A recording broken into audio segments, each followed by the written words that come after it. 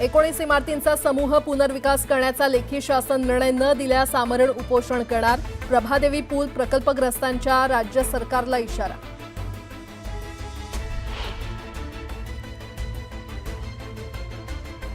मनमाडसह येवल्यात अवकाळी पावसाचा धुमाकूळ. अचानक आलेल्या पावसामुळे शेतकऱ्यांचं मोठं नुकसान.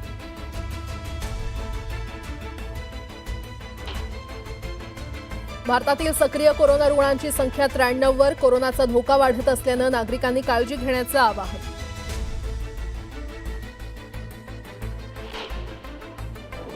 अकरावीच्या ऑनलाईन प्रवेशासाठी 21 मे पासून अर्ज करता येणार. पहिल्या फेरीचे अंतिम गुणवत्ता यादी 3 जूनला जाहीर होणार. आजपासून सीईटी परीक्षा कक्षाकडून हरकती नोंदणीला होणार सुरुवात.